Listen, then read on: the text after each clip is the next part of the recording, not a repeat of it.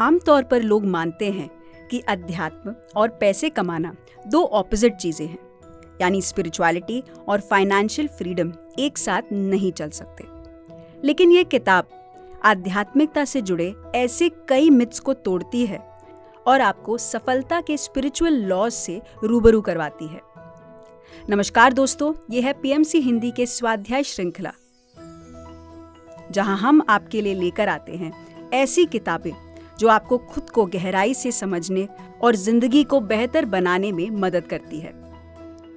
आज जिस किताब की समरी हम आपके लिए लेकर आए हैं वो एक ऐसी किताब है जिसने लाखों लोगों का जीवन बदला है। किताब का नाम है the 7 spiritual laws of success, जिसे लिखा है दीपक चोपड़ा जी ने।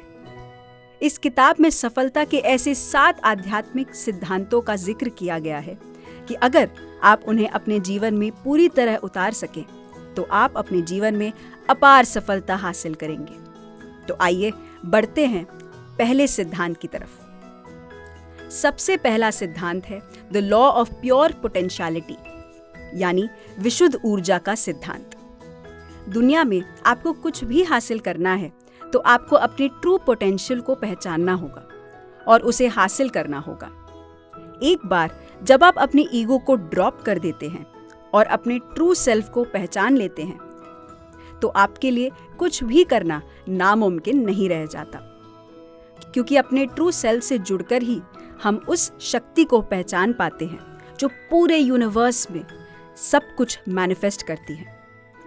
ट्रू सेल्फ से जुड़ने के लिए आपको कुछ बातों का विशेष रूप से ध्यान रखना होगा, जैसे किसी के बारे में कोई राय बनाने की आदत से बचना आपको सीखना होगा, क्योंकि किसी के बारे में कोई राय बनाने की आदत होने पर आप हर चीज को लगातार जज करते रहते हैं और ऐसा करना आपको लगातार विचारों में उलझाए रखता है।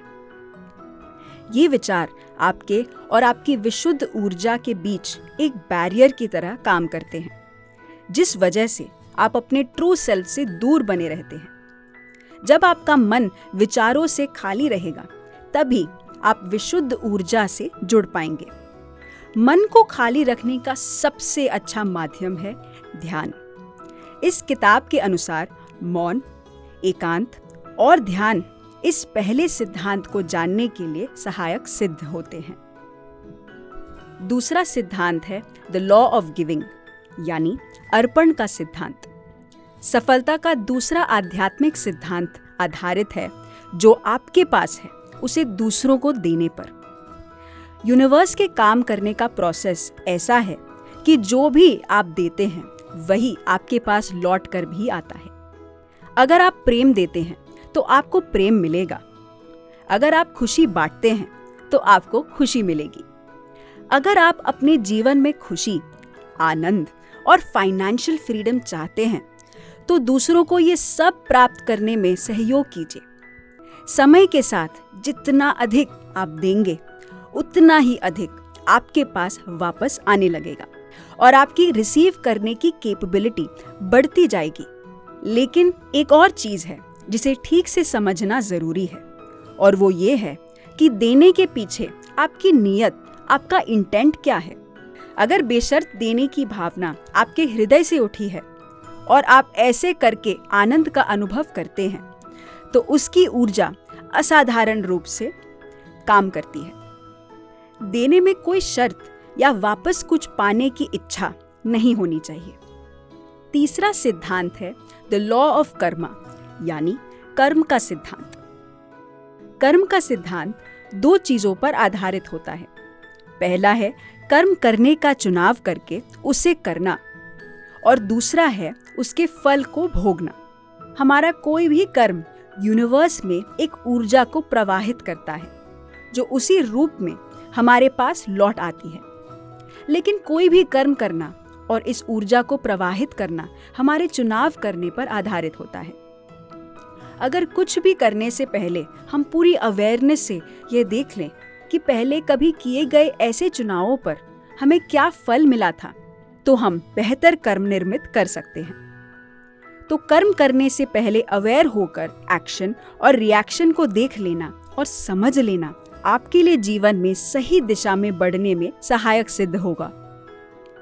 यूनिवर्स इस सब में आपकी हेल्प करता है, जिसे आप अपने अंदर उठने वाली संवेदना को अवेयर होकर देखने पर समझ सकते हैं। जिस भी कर्म को करने से पहले आपको अनकंफर्टेबल महसूस होता है, वह कर्म आपको नहीं करना चाहिए। जहां भी आप सहज हैं, वह आपके लिए उचित है।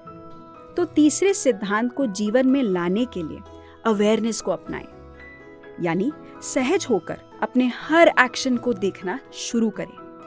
सफलता का चौथा आध्यात्मिक सिद्धांत है न्यूनतम प्रयास का सिद्धांत। यह सिद्धांत कहता है कि नेचर की प्रोसेस लीस्ट एफर्ट के साथ काम करती है। जैसे मछलियां तैरने की कोशिश नहीं करती, वे बस तैरती हैं। पक्षी उड़ने की कोशिश नहीं करते, वे बस उड़ते हैं। यानी प्रकृति में सब कुछ बस वैसा ही हो रहा है जैसा होना चाहिए। कम से कम प्रयास में अधिक से अधिक उपलब्धि वाले इस सिद्धांत को कारगर रूप से जीवन में उतारने के लिए आपको 3 काम करने होंगे।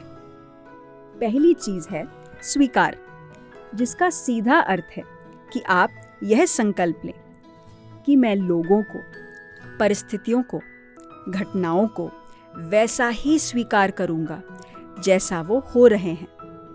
आपके अंदर किसी चीज को लेकर प्रतिरोध नहीं होगा।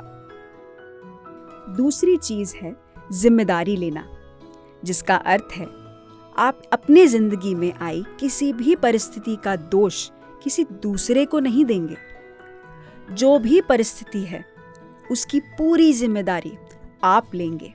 तीसरी चीज है बचाव न करना, जिसका अर्थ है आपका जो भी दृष्टिकोण है वह आपका अपना दृष्टिकोण है। अगर किसी दूसरे को वह गलत लगता है तो आप उससे विवाद में नहीं उलझेंगे।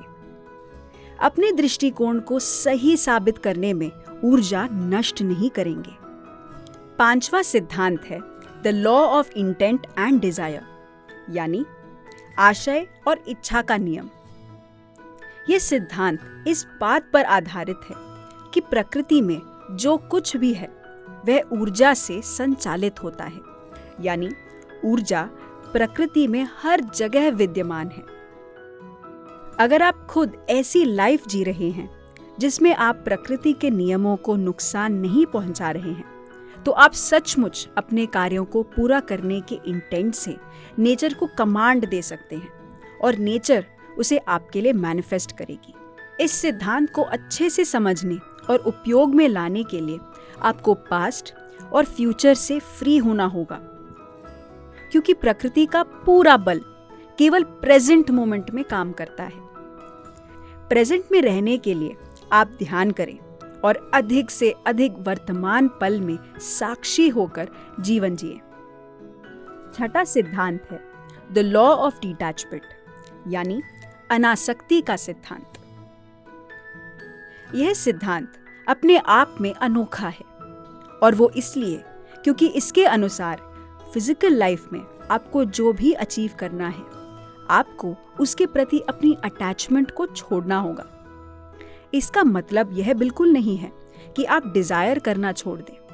आपको अपने लक्ष्यों के प्रति दृढ़ता से आगे बढ़ना है, इरादा भी करना है और इच्छा भी रखनी है, लेकिन आने वाले परिणामों के लिए मन में कोई अटैचमेंट नहीं रखनी। अगर आप डिटैच रहकर भी अपने इंटेंट के लिए काम करते रहें, तो आप इस सिद्धांत का मिराक्युलस इफेक्ट देखेंगे। ऐसा करने से आपको वह सब मिल जाएगा जिसकी आप इच्छा करेंगे। आप वो सब पा सकते हैं जो कुछ भी आप चाहते हैं, क्योंकि आपका डिटैच होना आपके ट्रू सेल्फ पर आधारित होता है।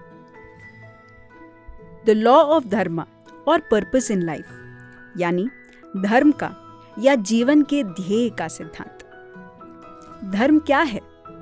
धर्म यानी पर्पस ऑफ लाइफ। यह सिद्धांत कहता है कि प्रत्येक व्यक्ति ने किसी न किसी कार्य को पूरा करने के लिए पृथ्वी पर जन्म लिया है।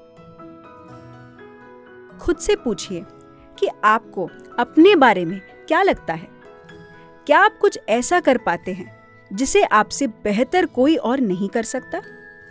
खुद में मौजूद टैलेंट को ढूंढकर हासिल करने के लिए आपको कुछ रिक्वायरमेंट्स भी पूरी करनी होंगी। उन रिक्वायरमेंट्स को पूरा करने के लिए जब आप खुलकर अपने टैलेंट को एक्सप्रेस करेंगे तो वही टैलेंट आपके लिए वेल्थ क्रिएट करेगा। खुद से ये सवाल जरूर पूछिए कि अगर फाइनेंशियली आपको कोई चिंता नहीं करनी हो और समय की कोई कमी नहीं हो तो आप क्या करना पसंद करेंगे। अगर आप तब भी वही करते रहना चुनते हैं जो आप अभी कर रहे हैं तो आप धर्म के रास्ते पर हैं। आप जो कर रहे हैं वही आपकी डेस्टिनी है। एक और सवाल ये कि ऐसा क्या है जो आप मानवता की सेवा के लिए करना चाहेंगे। इस सवाल का जवाब अपने अंतर्मन से आने दीजिए और जो भी उत्तर आपको मिले उस रास्ते पर चलना शुरू कीजिए। तो ये था दीपक चोपड़ा की किताब the 7 spiritual laws of success का सार। ये किताब आप जरूर पूरी पढ़ें। आपने इस किताब से क्या सीखा और स्वाध्याय की श्रृंखला में और कौन सी किताब का सार सुनना चाहेंगे, हमें कमेंट सेक्शन में लिखकर बताएं। अच्छी आध्यात्मिक पुस्तकें पढ़िए और स्वाध्याय का अभ्यास जारी रखिए। तब तक देखते रहिए PMC हिंदी, घर घर में सत्य का दर्शन।